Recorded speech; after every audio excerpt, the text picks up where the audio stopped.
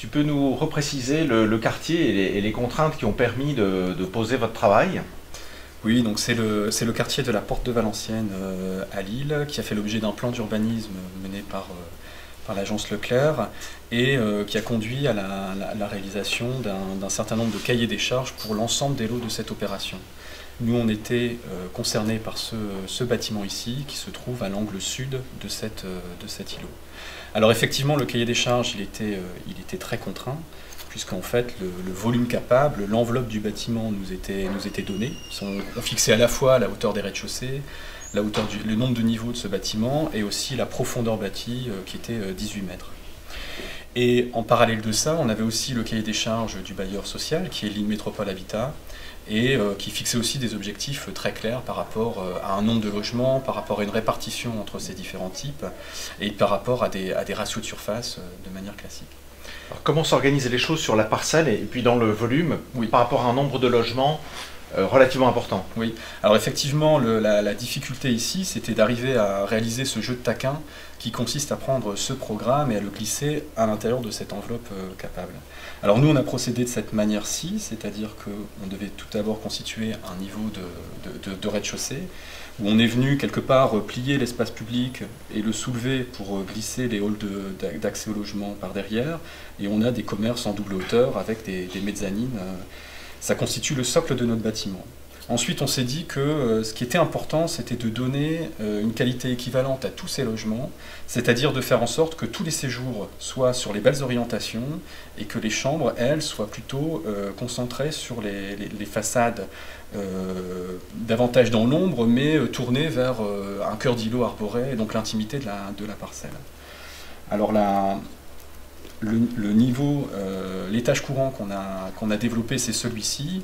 On a 2 cages de circulation verticale qui sont éclairées naturellement. Et ensuite, on a disposé l'ensemble des logements de manière à ce que tous les séjours soient au sud, qu'on ait un maximum de logements traversants, des logements d'angle qui profitent de 2 orientations, ce qui est intéressant par rapport à la ventilation naturelle des logements. Et on a 2 logements qui sont effectivement mono-orientés, mais vers la belle façade. Alors ce principe-là, on l'a reproduit 6 fois.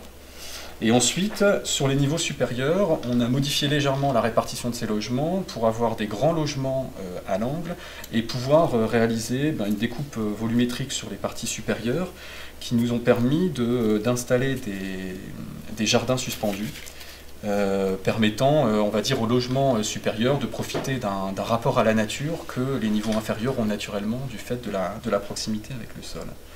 Alors, de quelle manière on a réintroduit ces intentions-là dans l'écriture des façades? Eh bien, on a pris en compte ce principe bioclimatique qui consistait à prendre en compte la course du soleil qui passe par ici. Et donc, les façades bien orientées sont largement vitrées. Et en avant-plan de celles-ci, on a glissé des balcons, des systèmes de claustras, une multiplication des filtres qui permettent à la fois aux locataires de contrôler les apports solaires dans leur logement, mais aussi de mettre quelque part à distance par rapport à une façon de dédramatiser la hauteur et le rapport au vide. Alors le dernier point qu'on a inséré dans la réflexion sur ce bâtiment, c'est le choix de système constructif, puisqu'en fait ici on a développé un système porteur poteau, poutre, dalle, en béton. Tout le cloisonnement intérieur est réalisé en cloison légère et les panneaux de façade sont des éléments en bois préfabriqués ramenés en avant-plan des structures béton. Et ça, c'est vraiment intéressant pour le bailleur dans la manière dont il entrevoit l'évolution de son bâtiment dans le temps, puisqu'en fait, on peut très facilement, dans quelques temps, si les logements ne correspondent plus aux besoins des locataires, eh bien décloisonner, agrandir un logement sur un autre, rassembler 2 petits logements pour en faire un plus grand. Et encore à plus long terme, si le programme de logement est devenu obsolète, on est capable de démonter l'ensemble des façades et de réinstaller sur ces différents plateaux des programmes différents. Donc voilà comment, à partir d'une contrainte de départ, on est venu installer notre projet avec nos propres intentions qui sont une prise en compte bioclimatique dans la constitution des différents logements, une générosité dans le rapport à l'urbain et à la ville, et puis une évolutivité au travers de ces choix constructifs.